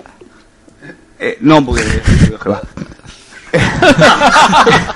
que es... además que los testigos leen otra cosa. Como tipo canción, en verso, de prosa, de no sé qué. No me acuerdo cómo se llama. Bueno, espérate, habla por favor, lo voy a buscar. El nieto Johnny entonces sigue en el tema, ¿no? Es como el que lleva el nieto sigue en el tema porque lleva dentro de lo que es el Tolkien Enterprise, él está metido en el está en el tema, está en la droga, ¿no? Porque la literatura sí, estará, yo entiendo que toda la descendencia de Tolkien estará forrada en dinero, ¿no? O sea, pues no toda, o sea, por lo menos lo que deja solo Christopher. Lo que dejan ver al público, ¿vale? Porque hablamos de que Tolkien tenía varios hijos, ¿vale? Uno de ellos fue sacerdote, luego Priscila también, y luego Christopher. Entonces, a ver, yo entiendo que efectivamente, como comentan aquí la gente, que pueda parecer o pueda sonar a bomba de humo. Esto no es un Michael Jackson grandes éxitos, ¿vale? O sea, esto lo que es que lo que hay es lo que hay. No hay más que exprimir, no hay más que buscar, etcétera. Y os pongo un ejemplo. Tolkien se dio cuenta de que la obra o todo lo que había hecho ya finalizaba porque él deja El Señor de los Anillos abierto a la cuarta edad. La cuarta edad, ¿vale? Ahí además, de hecho, se puede leer. Hay una pequeña historieta que no llega a concluirse, ¿vale? Donde dejan que, bueno, pues todo Sauron ya muerto, etcétera, tal. Pero hay algo oscuro en el ambiente que los hombres, como siempre pues somos como somos, pues tiramos hacia no el mal, sino hacia las cosas que nos aburren, pues vamos a efectivamente, pues darle caña. Y entonces Tolkien él mismo, en una de las cartas, dice que para la historia de contar, porque ve que no va a haber, que no es un argumento relevante. Dice, bueno, pues hasta aquí hemos llegado. O sea, ¿para qué va a contarte una historia que no te va a llevar a un término? Sí, que los orcos y ahora los humanos están en sectas y los orcos pues ahora es como una leyenda urbana oscura de que como molan los orcos, los niños gondorianos juegan a ser orcos porque es lo que mola y porque les han contado a sus padres que había orcos. O sea que Son ganas de mantener vivo algo que está muerto ya, la novela, vamos a ver, ni Marvel, o sea, vamos a ver. Estás confundido con 40.000. El emperador en el trono dorado que está muerto vivo, estás confundido. Que se haga otro universo y que abra un portal y se vuelva a meter todo, Aragorn, que vuelvan todos. Esa es la peli de los Cuatro Fantásticos que la está viendo esta tarde. Christopher, digamos que seguro que no era un elfo, porque vamos, menudo hijo de puta. Quiero pasar aquí a otro tema, pero antes de cerrar una lanza en favor de la madre de Christopher, que la acabas de llamar no. cuando fue el amor de Tolkien. Sí, es verdad. Perdón, madre de Tolkien. Mujer, no madre, no. No, os equivocáis, habéis caído en mi trampa porque Christopher se llama Christopher Tolkien. Nos equivocamos, nos ha equivocado. Quiero, antes de pasar al siguiente tema, una aclaración. Tengo entendido que también hay una obra que recopiló Christopher, creo que son Los cuentos inconclusos. A mí me han dicho, yo no he tenido el placer o la desgracia de leerlo, según cómo se afronte este tema, que estás leyendo un cuento inconcluso, a lo mejor hay uno que es buenísimo y cuando estás en el culmen de la historia se acaba. Inconclusa. Claro. ¿Ya? Pero no engaña el título. No, el título es malo. Esto ya es el colmo de lo rastrero, de lo vendehumos. Y lo peor es que hay gente que lo compra y está orgullosa, hombre. A ver, ¿me podéis aclarar un poco este concepto? ¿Por qué esos cuentos inconclusos se deberían haber publicado o no? Volvemos otra vez a Christopher, que quiso hacer acopio de la inventiva, de la imaginación, de la creatividad del padre. Una inventiva, una creatividad impresionante, vamos, copiándose de toda la iconografía de todos los siglos del ser humano. Sí. No, además que mi compañero Rufián, que es artista y tal, sabrá que eso básicamente lo que se está vendiendo este troll es... Oye, tengo aquí unos papeles que no llego a acabar porque soy un vago, un copiador, y digo, ¿cómo lo vendo? Cuentos inconclusos. Pues ya está. Mira a ver que están pitando, que lo mismo tiene el camión mal aparcado. Aquí cuentos inconclusos necesarios. Rufián New Age aquí. A ver, es lo que hablábamos antes del tema de Christopher. Deja de copiar a familia. Christopher hace todo ese ejercicio de sacar los legajos del padre. Yo creo que el orden y la forma en la que los hace quizás no sea la mejor y se debería quitar el miedo, y a lo mejor a raíz de la serie de Amazon, no sé si queréis que hablemos en algún momento de estas cosas. Sí, ahora después sí nos da tiempo. Bueno, joder, pues el mundo de Tolkien, el mundo de Tolkien es muy amplio y es un mundo que se tiene que ir retroalimentando y tendrán que entrar nuevas mentes a trabajar sobre él. Además es un mundo que ha dado pie a la existencia de otros muchos mundos. A mí el que más me gusta particularmente es el de Warhammer Fantasy. El mundo de Warhammer Fantasy en muchos aspectos es una copia del mundo del Señor de los Anillos, y es un mundo que se alimenta de docenas de libros, docenas de manuales de ejércitos y que evoluciona. Y al Señor de los Anillos le falta embridarlo y desde mi punto de vista hacerlo evolucionar y no pasa nada. Llegaremos a ese tema. Vamos al siguiente asunto. Quiero preguntar aquí a José, que hoy está muy callado, sorprendentemente. No sé si es porque falta nuestro querido contertulio Kenny. Kenny, te echo de menos. A ver, ¿cómo era Tolkien, leer a Tolkien, El Señor de los Anillos y demás, antes del boom de las películas de Peter Jackson, comparado como es ahora? Tú lo leíste justo antes, ¿no? Yo lo leí justamente antes porque iban a salir las películas. Pero tú ya, te quiero decir... Pero fue mes antes. Claro, pero, o sea, la película ya estaba anunciada. Sí, claro, yo lo leí porque decían, léelo, no sé qué, antes de que esto... Y antes, una persona como tú, que digamos, tienes conocimiento de cómics, de libros y tal, ¿conocías la obra de Tolkien aunque no la hubieses leído? ¿Era popular, por así decirlo? Yo personalmente la conocía poco, la verdad. Yo la conocía poco, es verdad que los libros, yo cuando me compré además los libros, me los compré, tenía una cubierta muy chula, con las letras élficas en los bordes arriba y abajo en dorado, las imágenes... las típicas que hemos visto del Nazgûl alado, viendo de fondo Minas Tirith y... Sí, Osgiliath, todo lo que sea. Osgiliath y todo eso, sí. Y bueno, pues los libros la verdad es que llamaban mucho. Pues no sé, ¿por qué no lo leí antes? Pues no lo sé. Claro. Yo lo leí porque iban a salir las películas. Porque es una lectura para niños. Te recomiendan que te leas El Hobbit. Es verdad que El Hobbit notas que es un libro más plano, para así decirlo, más plano me refiero, que es pues como si te lees ahora mismo Harry Potter o te lees Narnia, es un libro más sencillo. Bueno, Narnia tiene mucha amiga, Bueno, pero yo me refiero que el Hobbit es como un libro más sencillo de leer. Es verdad que luego una vez que te metes ya a lo que es El Señor de los Anillos, la trilogía. Pero José, te salvaste por un mes de ser un friki de palo, de ser un friki de mentira. Estás en esa línea, eres un borderline del friquismo de palo. Soy el típico que se lee algo antes de que salga la película porque te dicen, pero léelo que es mucho mejor el libro que... No, léetelo para salvarte y ser un friki de verdad, para decir, no, yo lo leí antes. Que me leí los libros por ver. Yo me lo leí por las películas. A ver, no lo puedo negar. Veo que a lo mejor no lo habría leído ese año, lo habría leído 2 años después si no hubieran salido. Puede ser que haya yo errado el tiro. Vamos a preguntar a un friki de verdad. Carlos Alberto, Vaya. tú lo leíste mucho antes de las películas. Por muchísimos años antes. Y la pregunta, vamos a ver. En la sociedad, aparte del mundo friki, te quiero decir, una mujer de la calle, en España, claro, ¿tú la preguntabas por El Señor de los Anillos y sabía lo que era? ¿O en aquella época, al no existir el boom de las películas, no era tan popular? No lo sabía. Yo creo que El Señor de los Anillos, aquí... bueno, los grandes creadores del friquismo a nivel cuantitativo estoy convencido que son los superhéroes y la Guerra de las Galaxias, pero a nivel cualitativo el gran creador de frikis, el creador de frikis de calidad, el bautismo de fuego viene por El Señor de los Anillos, muchísimo mayor más que todo lo otro. Y yo creo que además hay una tipología de friki, que es el mismo friki que es Johnny y yo, que tiene que ver mucho con el wargame y con el rol, que todos esos sí que conocían la obra de Tolkien. Porque sin Tolkien no es entendible los juegos de rol de brujería, de espada, de corte medieval, como los tenemos ahora mismo. Jonathan, el otro friki primigenio del Señor de los Anillos, ¿estás de acuerdo? O sea, no era tan mainstream, aunque alguien a lo mejor se interesara por la literatura fantástica, no era tan recomendado. ¿Cómo lo veías tú en aquella época? No, pues un poco como Carlos. Yo vengo desde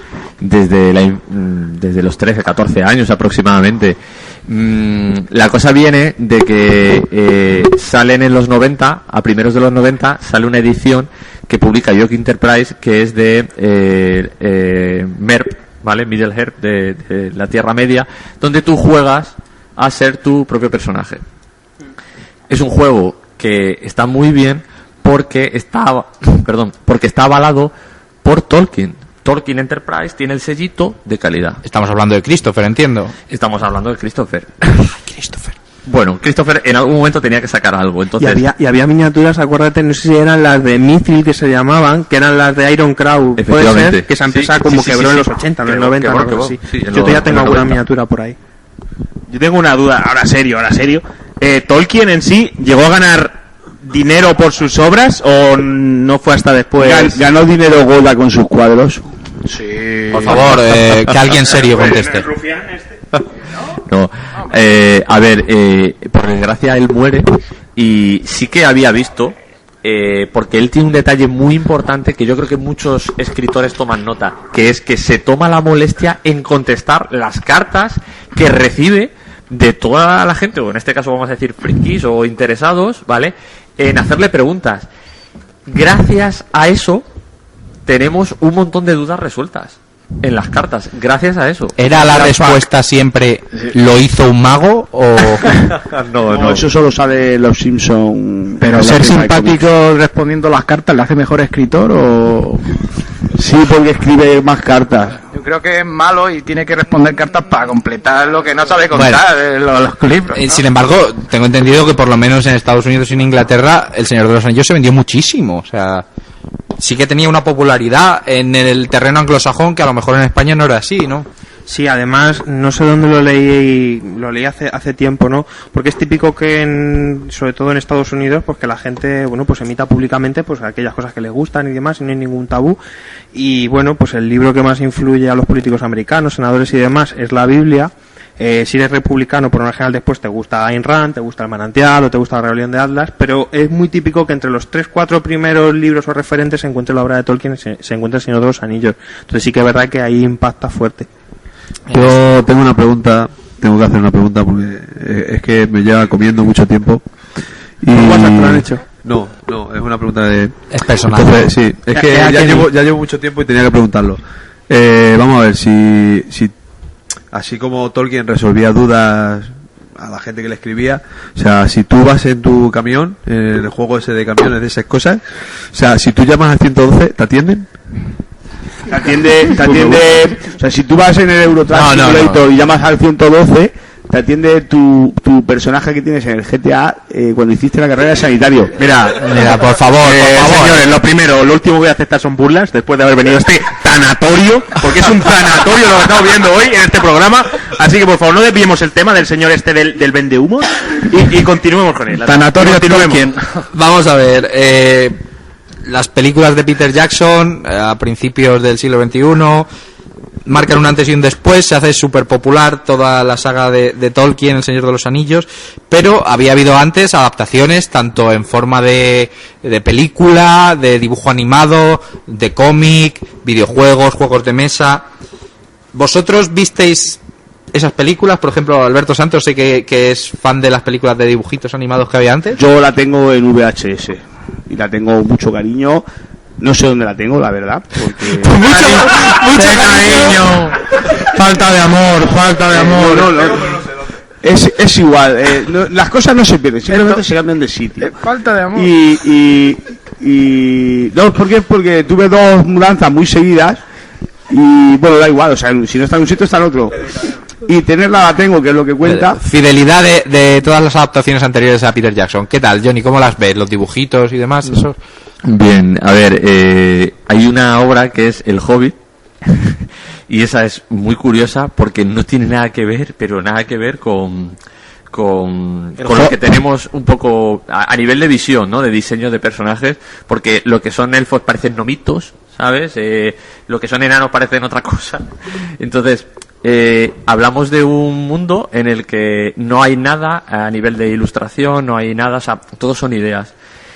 También hablamos de que hay una serie de ilustradores que si preguntamos, ellos el punto clave de hacerse ilustrador o el punto de por qué le ha llamado la atención la creatividad, el dibujo, etcétera, es porque han mamado del Señor de los Anillos.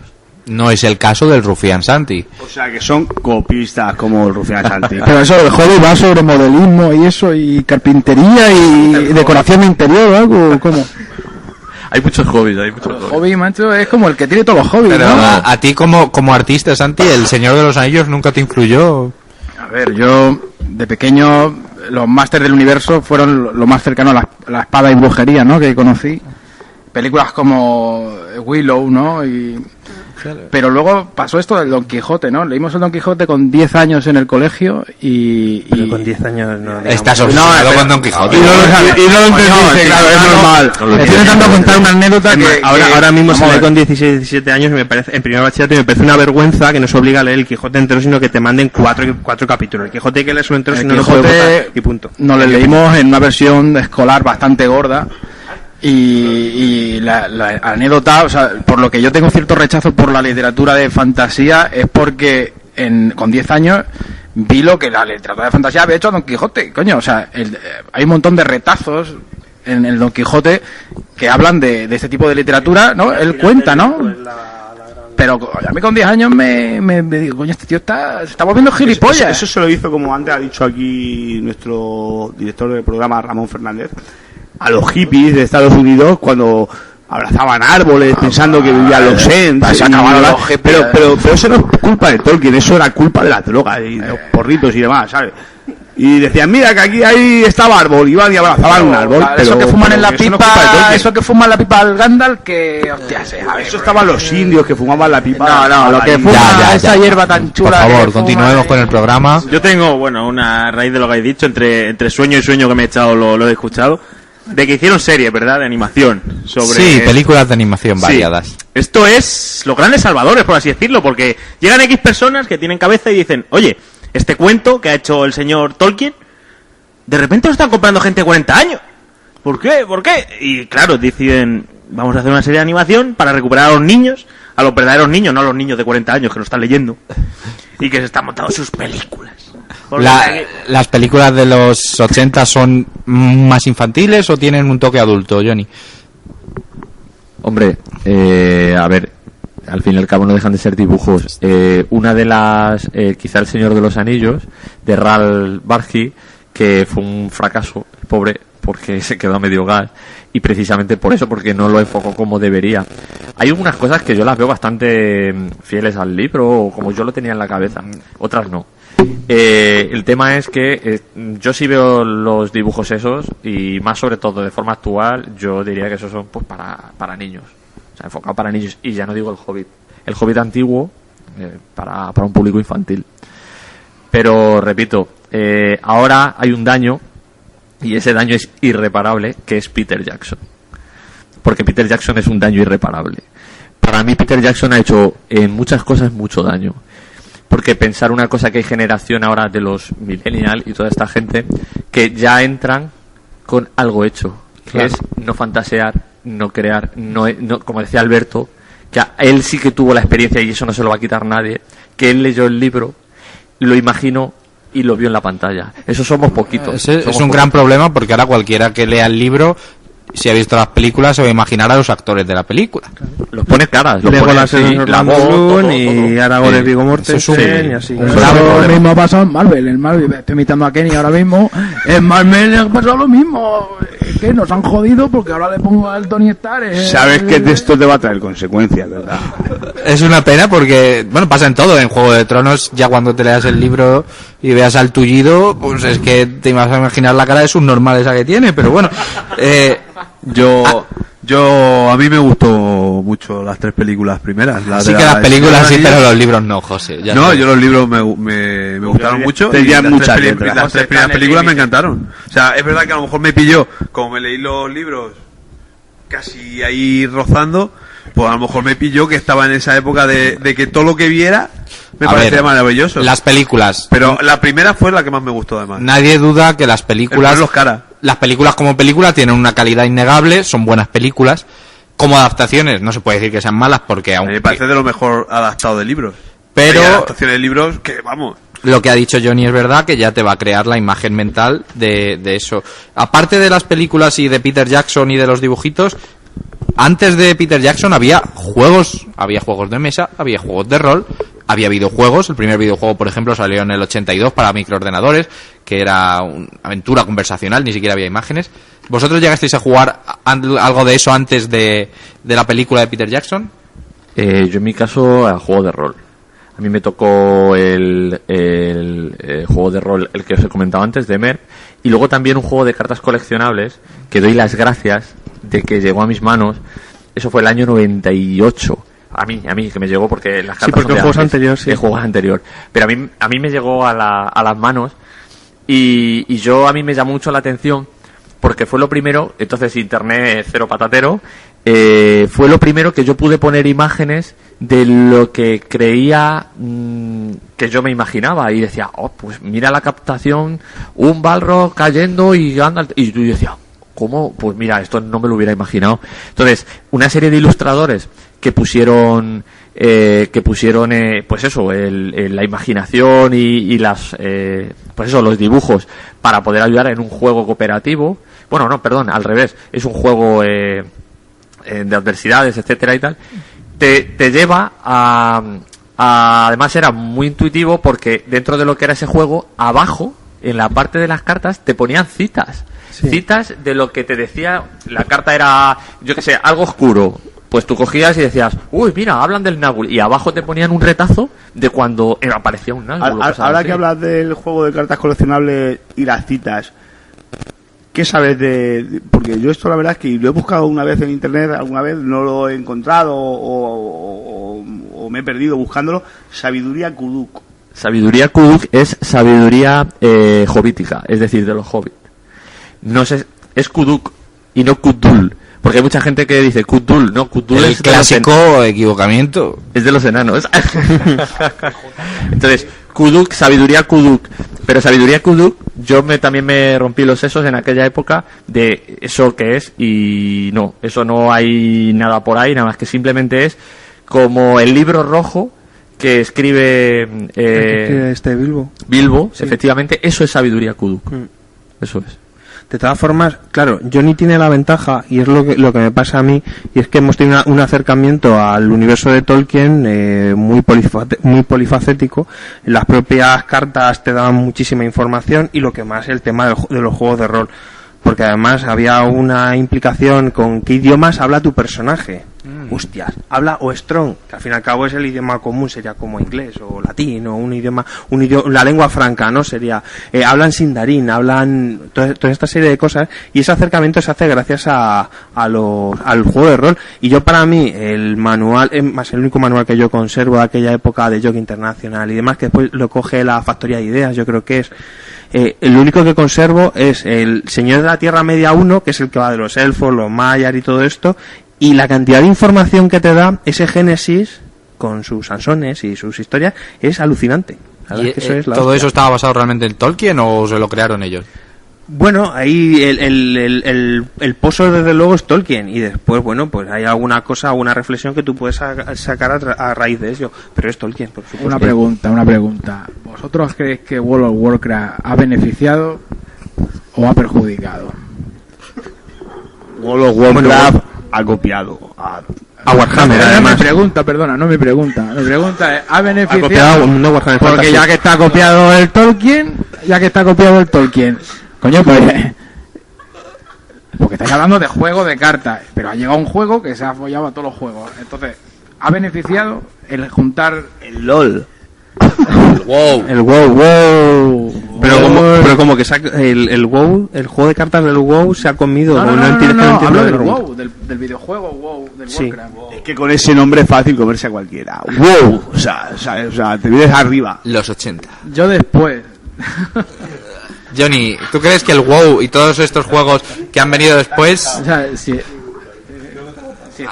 si el Warcraft...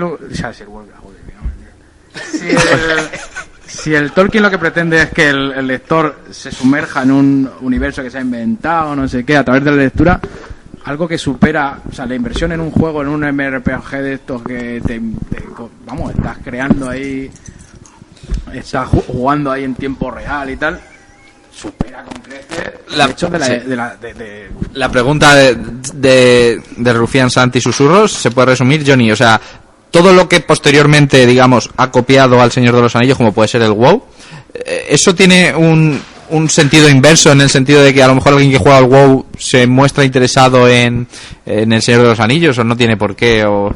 Sí, perdón, antes de que hable Johnny, chicos, me voy porque me estoy durmiendo y se acabó hablar del señor Tolkien. Así que me levanto y abandono esta mesa. Adiós. Adiós, don conductor de Eurotrack Simulator. Nos va una parte importante del programa. Venga, a ver, no creo que perjudique tampoco. Yo no lo considero que perjudique. Pero tú has dicho antes una cosa muy interesante, que era que leer El Señor de los Anillos fomentaba el que la gente inventara, o sea, ¿no? Que proyectara esas imágenes en su mente de forma, ¿no? ¿Cómo decirlo? Autodidacta, ¿no? Pero todas estas películas, ya no sé, el juego de rol te hace... no es ser creativo, o sea, eso a la creatividad no. Ahí estamos, tío. No, a la creatividad no, o sea, todo lo que viene, porque al fin y al cabo tú puedes mamar de todos los juegos de rol, de ordenador, etcétera, de consola, lo que quieras y tal, pero no es lo mismo. Pero la utilidad última del Señor de los Anillos, porque vamos a ver, la moraleja, o sea, son todos estereotipos, tío. Yo no lo veo algo como el viejo y el mar o como Don Quijote, lo veo como algo...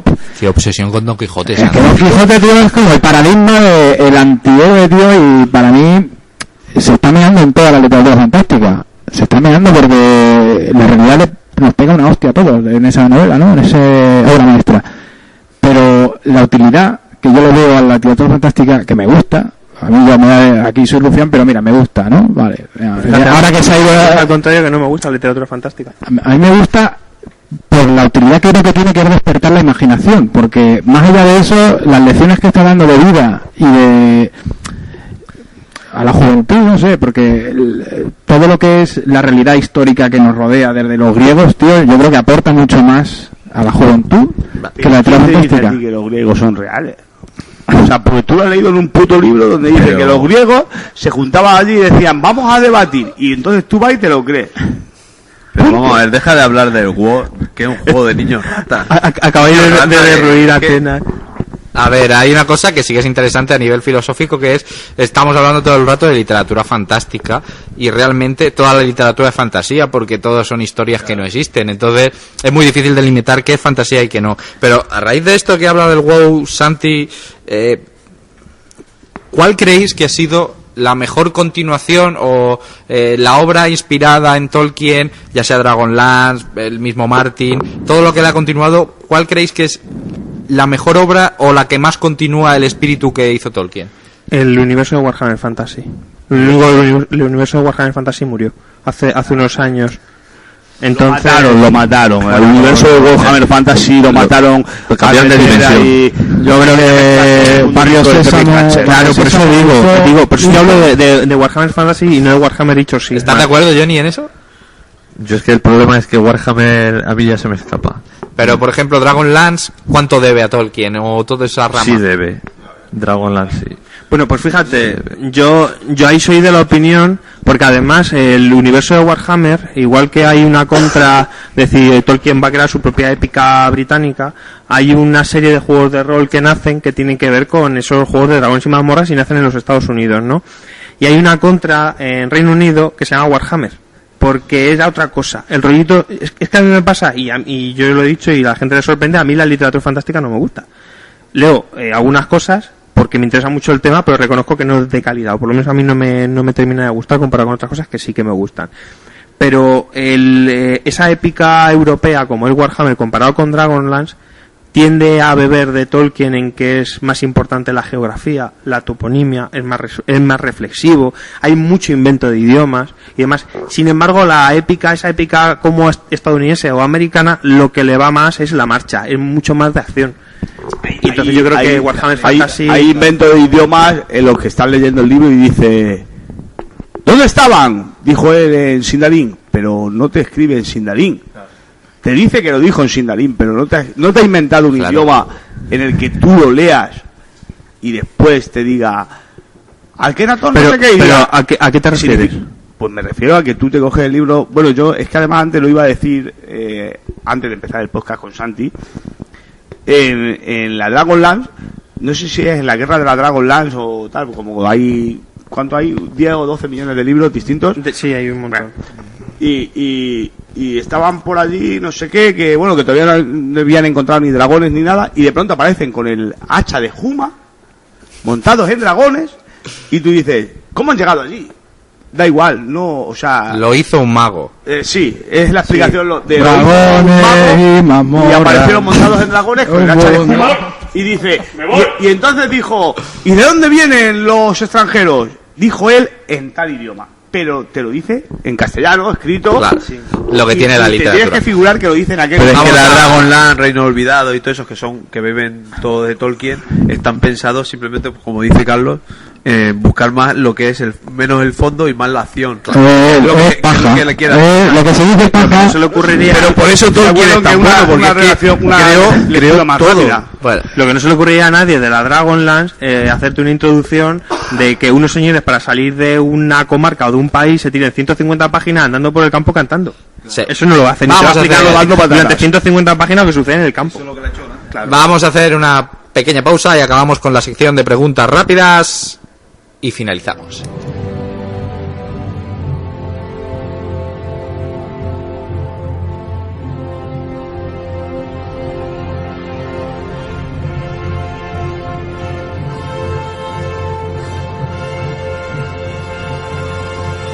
Continuamos en la última parte del programa antes de que se me duerman los rufianes y los oyentes menos fieles a Tolkien o al hijo de Tolkien o al hijo del hijo de Tolkien. Tengo aquí a un nuevo rufián llamado Rufián Becario. Muy buenas, hola. Buenas, Rufián Becario, ¿qué tal? Yo sé que tú te has comprado el Silmarillion como un hombre valiente, como un hombre fiel, como un hombre que cree que puede leer eso y tú lo has empezado a leer antes que las otras cosas. ¿Qué opinas de ese libro? Bien, buenas. De todo, creo que lo más importante del Silmarillion es el Génesis. ¿Cuántas páginas te has leído? No mientas. ¿Y cuántas veces la vuelta al principio para leerlo? 52. ¿Cuántas páginas te has leído? ¿Dando la portada o sin ella? Sin ella. 42. ¿Y vas a seguir o lo vas Hombre, a...? por supuesto. Creo que es una obra maestra que hay que seguirla. 42 páginas en cuánto tiempo? En una semana. Esto es Tolkien, señores, esto es Tolkien. Rufián, Un valiente. Desde luego, mira, cógete el Quijote que le vas a coger un cariño. Me cago en Dios, Rufián, ya, tío. Especial sobre el Quijote, próximo programa. Vamos a ver, Jonathan Elingir. Hombre, aquí de la sociedad tolkieniana. Quiero que me hables, videojuegos desde el 82 basados en este universo. Me han dicho que el mejor videojuego es la Batalla por la Tierra Media 1 o la Batalla por la Tierra Media 2. ¿Estás de acuerdo? Batalla por la Tierra Media 2. ¿Por qué? ¿Por qué es el mejor ese videojuego? Porque tiene todo completo, incluido el ejército de Angmar. ¿Qué es estrategia, Carlos? Tú has jugado mucho a esto, ¿verdad? Sí, la verdad es que yo he quemado ambos juegos, sobre todo el 2, porque además tenía el modo ese campaña que es una gozada. Has quemado el juego como los libros también, ¿no? Bueno, y hay una cosa, para meter apunte, había un mod para el Total War 2, el Medieval, que era cojonudo. Pues ala, ya sabéis, quemar el resto de videojuegos, jugar solo a esos dos. Siguiente pregunta, Wargames. Han hecho Wargames sobre el Señor de los Anillos. Gameworks os ha hecho algo, ¿verdad? Jonathan Elingir, estás metido en esa comunidad, ¿verdad? Parece ser que estoy metido en algo. ¿Qué tal? Háblanos de esas figuritas. Ahí no se aclaran ni ellos. Si quieres tener a Legolas, ahí tienes toda la repesca que quieras. Así que, muy bien, ¿eh? Workshop se ha preocupado por la gente como nosotros. ¿Cuándo nació eso, Carlos? Pues nació a la vez de las películas. Además fueron lo suficientemente inteligentes, no como la moda esta de los Funkos que te destripan las películas, sino que las cosas de Game Wars se llevan bien planificadas y no te las sacaban antes. Entonces te decían, por ejemplo, la gente no sabía que Eowyn mata al rey brujo, ¿no? Pues había una miniatura de Eowyn matando al rey brujo. Pues los de Workshop eran lo suficientemente inteligentes como para sacártelas una vez están estrenadas las películas. Ahí se ve otra vez la mano de Christopher cuando saca un juego por película y cuando termina las películas dice: todo lo que hemos sacado hasta ahora no sirve para nada, vamos a sacar un juego nuevo. Muy bien, dale por favor aquí mi amigo el becario Rufián tú también estás jugando ahora, estás introduciéndote en el mundo de los Wargames del Señor de los Anillos. Sí. ¿Qué tal? ¿Qué opinas? Pienso que es una manera muy divertida de introducirse a este universo. ¿Los has pintado las figuritas o te las han tenido que pintar? No, las he pintado yo. Las figuritas vienen sin pintar, para aquel que no lo sepa. El hobby de pintarlo. Bueno, no sé si lo habéis cogido, ¿no? José, old school, robamicros. Tú que estás especializado en este mundo de los cómics, ya que mataste a nuestro especialista que era Kenny, ¿hay cómics del Señor de los Anillos basados en este universo? Pues sí, hay cómics, sí. Tengo además yo uno que es del Hobbit. ¿Y te lo has leído? Pues no. Joder, José, para una cosa que tenías que hacer. Pues no lo he hecho, macho, no lo he leído. Me lo compré hace poco, además. Tengo mucha lectura. ¿Alguien lo ha leído ese cómic? Sí, hay uno que lo ha leído. Aquí hay uno que lo ha leído. Tenemos un hombre, a ver, tengo que decir que no tiene voz, no tiene voz, lleva afónico, hemos tenido hoy un torneo. Silencio, por favor. Que por cierto, Miguel el Nuevo ha conseguido 3 victorias. ¿Qué tal el cómic? Casi como el libro, estupendo. Comprar el cómic, chavales. Está emocionado, casi llora. Y os arráis el libro, joder. Bueno, quiero acabar este fantástico podcast en el que hemos aprendido tanto o nada, con unas pequeñas conclusiones finales. Santi Susurros, ¿puedes darme una conclusión sin nombrar Don Quijote, por favor? A ver, vamos a ver.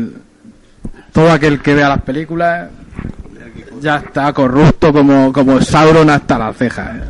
Los que no hayan leído el libro estáis jodidos. Vale. No soy friki de Alberto Santos, tu conclusión. ¿Les vas a dar a tus hijos El Señor de los Anillos para que se lo lean? Y si es así, ¿cuándo? Pues no sé si se lo voy a dar porque tienen la mala costumbre de romper las hojas de los libros. Pero, bueno, porque son muy pequeños, claro, obviamente. Pero sí, intentaré introducirlos en el mundo del Señor de los Anillos. Qué bien, buen padre o no. Jonathan Elingir, a modo de conclusión, no hemos podido tratarlo. Un breve resumen de la sociedad tolkieniana a la que perteneces. Nada, muy poquito. Yo pertenezco a la sociedad de Tolkien desde hace 5 años y, por desgracia, me apodan Montaraz. ¿Esto qué significa? Que la gente que por provincia somos menos de 5 personas, pues no tenemos un grupito donde reunirnos, tomar nuestras pipas, nuestras tortitas y nuestras lembas, así que nada. La noticia, entonces, decimos que hay provincias que tienen más de 5 personas en la sociedad tolkieniana. Vamos con Rafael Fernández. Rufián, ¿quieres acabar de alguna manera? ¿Qué tal? Sí, mira, estaba bajando ya al estudio, me han parado, han dicho que vuelva, que tenía que despedirme. Nada, decir que hoy he reflexionado, sí, pero no sobre el cantajuegos de Tolkien. He reflexionado sobre mi vida porque ha sido 1 hora y media que ha aparecido 2 días. Ha sido vergonzoso lo que habéis... No sé qué he hecho, pero creo que es una broma esto. Dale las gracias a Einstein por la teoría de la relatividad. Me corta este hombre, por favor. Sigue, por favor, concluye rápido. Y nada, básicamente, que nada, si vais a hacer más programas de vendehumos, que no me llaméis porque me estaba durmiendo. Vamos con el becario a modo de finalización. ¿Alguna vez vas a leer más de la página 49? Probablemente. Sabemos que no. Carlos Alberto, tú finalizas este embrollo. Despídete y háblanos a modo de alguien que no haya leído a Tolkien, ¿por qué debería leerlo? Ostras, esa es buena. Si no puedes, finalizamos y ya está. No, sigo. Don Quijote. Debe leerlo. Es que no sabe en el fondo. Que leer a Tolkien, pues bueno, pues te abre la mente, te lleva a ciertos mundos de fantasía, haces un ejercicio de reflexión e introspección muy importante, no nos quedamos en algo superfluo, y yo voy a... Melifluo. Melifluo es una palabra que me gusta mucho, pero no se tiene que emplear ahora mismo. Y sí que voy a hacer una pequeña reflexión, y es que el ideal de ese caballero, que a lo mejor podría estar representado por Aragorn y demás, porque Tolkien no lo conocía seguramente lo suficientemente bien, es el prototipo de caballero castellano del siglo XV-XVI. Garcilaso de la Vega podría haber sido Aragorn perfectamente. Muy bien, no sé lo que ha dicho, apenas le he escuchado, pero vamos a concluir con esto. Antes de finalizar voy a lanzar un concurso, ya que no está aquí mi rufián Yello. Lanzo una pregunta. ¿Qué pone en la línea 5 de la página 212 de la Comunidad del Anillo? El primero que lo escriba a @Radio Trastienda tendrá un bono de 200 euros en nuestra tienda. Puede que no sea cierto. Muchas gracias por escucharnos, dar al like. Hasta el próximo programa, amigos.